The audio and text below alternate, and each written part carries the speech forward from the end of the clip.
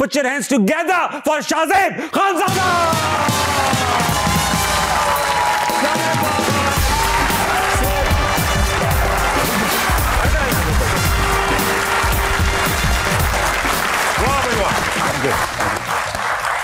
शाहज़ेब भाई आप आ ही गए।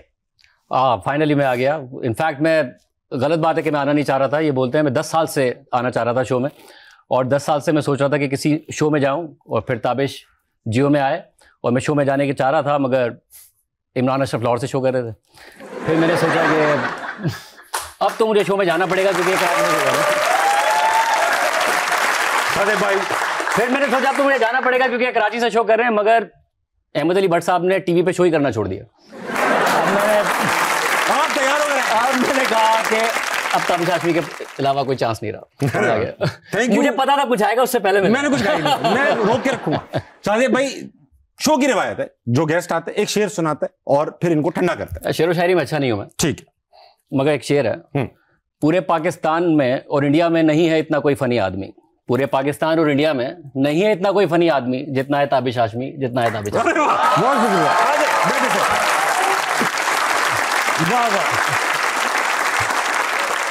अब बनता नहीं है कुछ, कह नहीं पाऊंगा कुछ। नहीं शाहज़ेब भाई, माशाल्लाह से हम्बल बिगनिंग्स, फिर माशाल्लाह से मुल्क के मुमताज इंस्टीट्यूट से आपने पढ़ाई की, एंकर बने, 15 साल लग चुके इस काम में, तब जाके आप पाकिस्तान के नंबर 1 शो पे आए। कैसा लग रहा है आपको? ऑब्वियसली स्पीकिंग, हम बहुत दिनों से कोशिश कर रहे थे जियो के नंबर 1 होस्ट को बुलाने का। हामिद मीर बिजी थे, लेकिन फिर हमने सलीम साफी को रुजू किया, मैं बिजी था।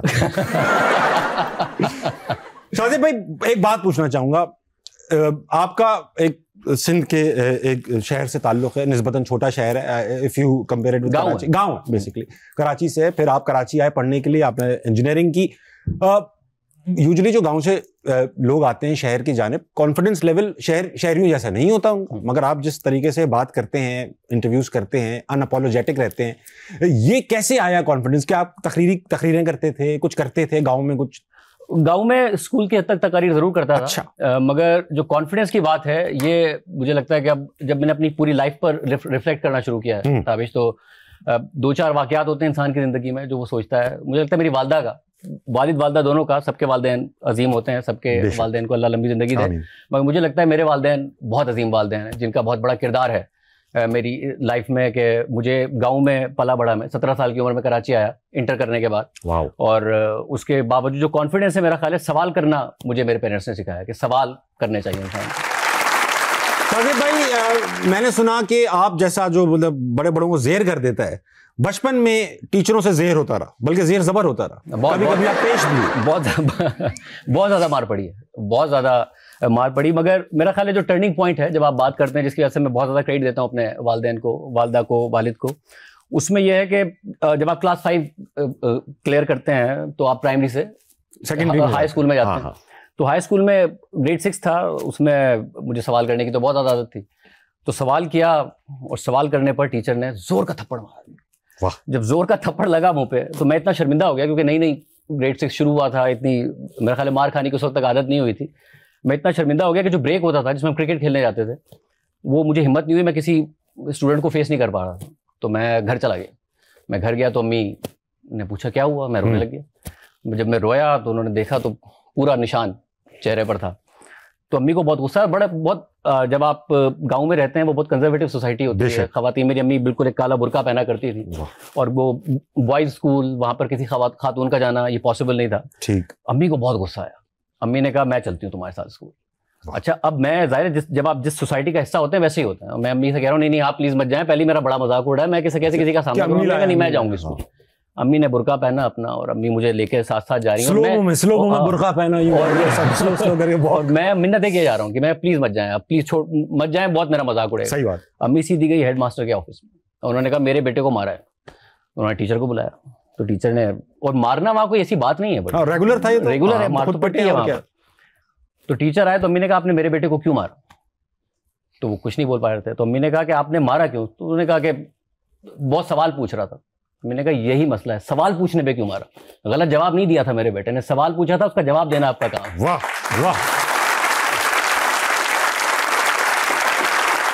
मगर दिलचस्प बात यह है कि मुझे उसके बाद भी अम्मी पे गुस्सा था कि आप क्यों आई यहाँ, बड़ा मसला होगा, शर्मिंदा होगा। और जब मैं गया क्लास में तो फिर बहुत शर्मिंदा, सारे मजाक उड़ा रहे, तुम्हारी तो अम्मी आई थी, तुम्हारी तो अम्मी स्कूल में आई थी।